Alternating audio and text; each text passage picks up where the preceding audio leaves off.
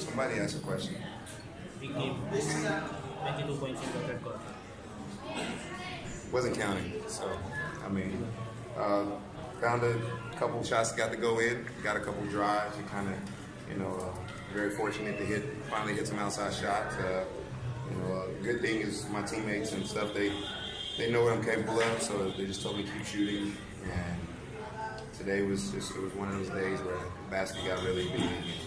You know, coach got on me in the third quarter. At the beginning, I got off to a slow start. I wasn't really precise with my movements defensively, and I get motivated off of trash talking. So people said some stuff, and it kind of got me excited. So I was able to make some shots. Mike, you mentioned trash talk. Was you doing the feed me gesture in answer to those trash talks?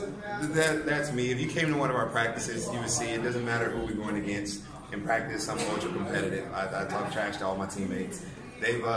Fortunately, they've learned how to respond to it a little bit better now, because in the beginning it was kind of like, what is this guy doing? But they know it's all in fun. I'm a competitor. I like to win.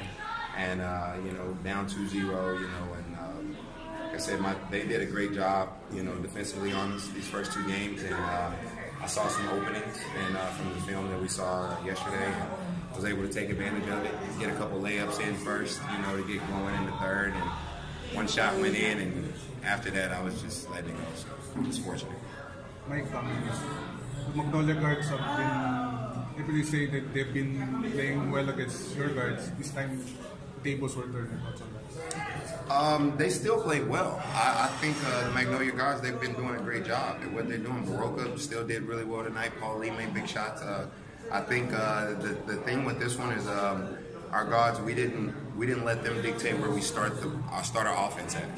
You know, the last game, like I said, both teams did great defensively, but they controlled us with the turnovers. We had 25, 26 turnovers. This game we only had 15, you know, and some as the game kind of got out of hand. But I think their guards still did a really good job. I just think we didn't, I'm not going to say we backed down the last game, but we responded appropriately this time. Instead of letting them dictate where we start our offense at, we controlled where we're going to get the offense, and that helped us out a lot. You said after game 2, one win changes everything now. Game 4, chance to tie the series. Yeah, like you enjoy this tonight. I think they knew we weren't going to quit, and we know they're not going to quit. So, you know, I think I said that this is one of those games that we needed to win, and had they won this game, you know, they go into game 4 trying to close it, you know, and now both teams are able to refocus. We haven't done anything. We just prevented a sweep, you know, inevitably. So I think now, you know, we got their attention a little bit more, but they have our attention as well. You know, they're leading 2-1, and now they get a day off, and we know how well they play when they're fresh. So they get a day to recover.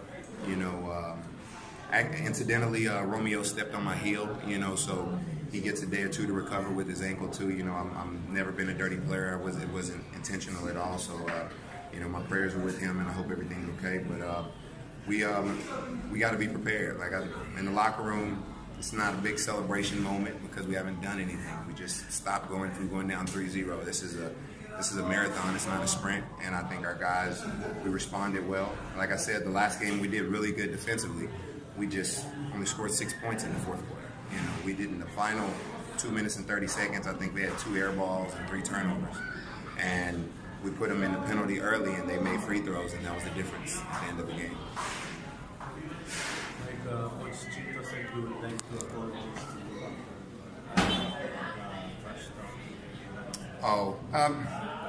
I don't have any hard feelings toward it. I know.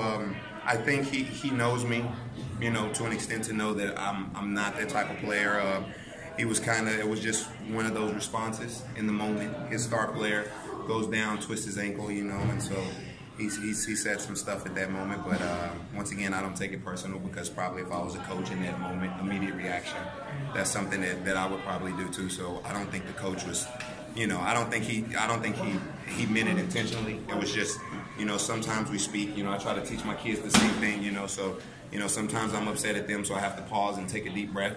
But, you know, in a heated battle, you know, sometimes you're going to say stuff, and then, you know, there's no disrespect to him. He's a magnificent coach. I I don't have any problems with it at all. You know, I went to Romeo and apologized, and you know, the guys on their team, they know, you know, we're going to be competitive, you know, and we both want to win in the spirit and the love of the game. But you know, I never want to intentionally hurt anybody like that. You know, but I totally respect that moment, what he was saying, the fact that he said he apologized. I accept it. It's not a problem at all. You know, I move on past it. But I think he's a great coach. So he was just taking up for his players. Thanks, Mike.